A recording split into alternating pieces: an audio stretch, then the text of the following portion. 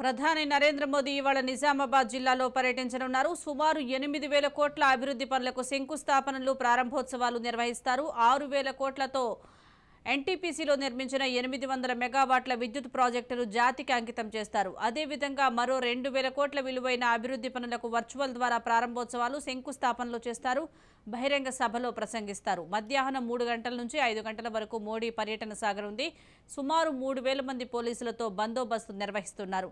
PM పర్యటన ఏర్పాట్లకు సంబంధించిన మరింత సమాచారం నేపథ్యంలో అన్ని ఏర్పాట్లు పూర్తయినట్లు కూడా తెలుస్తుంది. ప్రస్తుతం మనం నిజామాబాద్ నగరంలోని గిరిరాజ్ కళాశాల మైదానంలో చూడవచ్చు. ఇప్పటికే అన్ని ఏర్పాట్లు కూడా పూర్తి చేశారు. అటు అభివృద్ధి కార్యక్రమాలతో పాటు అటు పార్టీ కార్యక్రమాల్లో కూడా ప్రధాని పాల్గొననున్నారు. అటు మధ్యాహ్నం సమయంలో జిల్లాకు నరేంద్ర మోడీ రానున్నారు. 2:15 నిమిషాలకు అటు బీదర్ ఎయిర్పోర్టుకు చేరుకోనున్నారు. అలాగే 3 గంటల సమయంలో ఇటు నిజామాబాద్ కలెక్టరేట్లో ఏర్పాటు చేసిన హెలిప్యాడ్ ద్వారా అక్కడ ల్యాండ్ కానున్నారు. అనంతరం 3 నుండి 3:30 గంటల వరకు అభివృద్ధి కార్యక్రమాలతో పాటు అలాగే ప్రారంభోత్సవాలు కార్యక్రమాలు అఫీషియల్ కార్యక్రమంలో ప్రధాని పాల్గొననున్నారు. ఈ అఫీషియల్ కార్యక్రమాలకు సంబంధించి చూసినట్లయితే నిజామాబాద్ పర్యటనలో భాగంగా సుమారు 8,000 కోట్ల అభివృద్ధి పనులకు మోడీ శంకుస్థాపనలు, ప్రారంభోత్సవాలు చేయనున్నారు.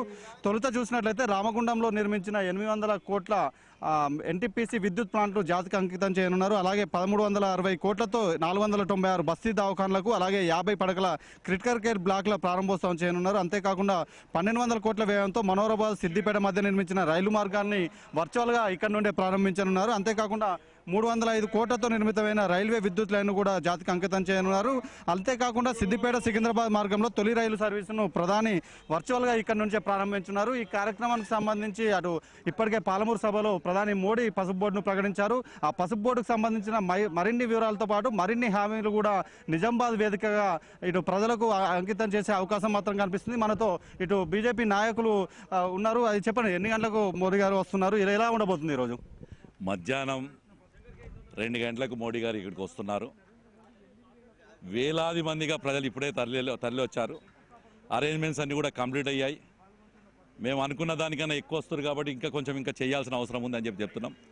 ఈ యొక్క సభ నా భూతో నా భవిష్యత్తు విధంగా ఎందుకు ఈ మాట చెప్తున్నా అంటే, ఇందూరు గడ్డ మీద 4 దశాబ్దాల నుంచి ఇక్కడ ప్రజలందరూ కూడా ఏదైతే పసుపు బోర్డు మీద ఆశ పెట్టుకున్నామో ఆ పసుపు బోర్డు పాలమూరు గడ్డ మీద అనౌన్స్ చేసి, దాంతోపాటు మా దగ్గర లక్షలాది మంది ఉన్న నా గిరిజన అన్నలకు, లంబాడ అన్నలకు ఏదైతే ట్రైబల్ యూనివర్సిటీ సమ్మక్క సారక్క పేరు మీద 800-900 కోట్లతోని ఏర్పాటు చేయడం జరిగిందో, ఈ 2 ఏర్పాట్లతోని ఈ ప్రాంతంలో మరొక్కసారి నరేంద్ర మోడీ మీద పూర్తి విశ్వాసంతో పెద్ద ఎత్తున స్వచ్ఛందంగా ప్రజలు తరలి వస్తున్నారు. మేము అరేంజ్మెంట్స్లో కనీసం 10% కూడా చేయలేకపోయినాం. దానికి మేము చింతిస్తున్నాం. ఎందుకంటే మేము ఎక్స్పెక్ట్ చేసిన దానికన్నా హెవీగా వచ్చారు. కాబట్టి రేపు జరగబోయే ఈ సభను చూస్తే మీకు స్పష్టంగా తెలుస్తుంది. ఈ ఇందూరు గడ్డ అనేది నరేంద్ర మోడీ అడ్డ, భారతీయ జనతా పార్టీకి అడ్డ. ఇక్కడ స్థానిక పార్లమెంట్ సభ్యుడు ధరంపురి అరవింద్ గారు ఏదైతే బాండ్ పేపర్ రాసిచ్చాడో దాన్ని నరేంద్ర మోడీ గారు పరిపూర్ణంగా చేశారు. ఇవాళ నేను టీఆర్ఎస్ నాయకులను అడుగుతున్నాను. నిన్నటిదాకా అరవింద్ ఎక్కడికి పోయినా కానీ నిలదీస్తాం, అది చేస్తామన్నారు. నేను ఇవాళ అడుగుతున్నా, ఏమైపోయింది? ఈ ప్రాంతంలో ఎన్ఎస్ఎఫ్, ఎన్సీఎస్ఎఫ్ షుగర్ ఫ్యాక్టరీ తెరుస్తా అని చెప్పి కవిత గారు చెప్పి ఏమైంది అని అడుగుతున్నాను. నేను ఇవాళ ముఖ్యమంత్రిని అడుగుతున్నా, ప్రశాంత్ రెడ్డిని అడుగుతున్నా, ఏమైంది? పసుపు శుద్ధి కర్మాగారం ఏమైంది? డాక్రా మహిళలతో పసుపును ఇది చేస్తామని చెప్పారు, అది ఏమైంది అని అడుగుతున్నాను నేను ఇవాళ. దాంతోపాటు రూరల్లో కానీ, బాల్కొండలో కానీ, ఆర్మూర్లో కానీ లక్షల ఎకరాలు నీళ్ళు ఇస్తామని చెప్పారు, సాగునీరు ఇస్తామన్నాడు. రూరల్ ఎమ్మెల్యే బాజిరెడ్డి గోవర్ధన్ అయితే 1,00,000 ఎకరాలకు సాగునీరు 6 నెలలు ఇవ్వకపోతే ఎమ్మెల్యేకి రాజీనామా చేస్తున్నాడు. ఇలా బాజిరెడ్డిని అడుగుతున్నాం, ఎన్నడూ రాజీనామా చేస్తావు అని అడుగుతున్నాం. ఇవాళ అరవింద్ని అడిగినావు కదా, నిన్నటిదాకా ఏమైనా చేస్తావా అని అడిగినావు కదా. ఇవాళ ఏదైతే పసుపు బోర్డు అనౌన్స్ చేసిన తర్వాత మీరు ఏదైతే కార్యక్రమం చేసిరో ఇది చేయాలని చెప్పి డిమాండ్ చేస్తూ వాళ్ళు ఏదైతే వాగ్దానాలు చేశారో, గిరిజన బంధు, దళిత బంధు అని చెప్పి ఇలా దళితులు ఊర్లలోకి రాణిస్తలేరు, తిరగనిస్తలేరు టీఆర్ఎస్ వాళ్ళను. కాబట్టి కాంగ్రెస్ నాయకులు కూడా నేను చెప్తున్నాను, బూటకోపి మాటలు చెప్పకండి. ఇవాళ ఇందూరు ప్రజలు స్పష్టంగా, తెలంగాణ ప్రజలు స్పష్టంగా ఉన్నారు.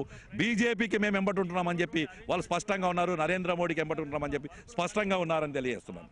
సార్, మొత్తానికి మాత్రం ఏర్పాట్లు పూర్తయ్యాయి. బీజేపీ తలపెట్టిన బహిరంగ సభకు, జనగర్జన సభకు కూడా భారీగా జనం తరలి వస్తారని అటు బీజేపీ నాయకులు కూడా చెప్తున్నారు.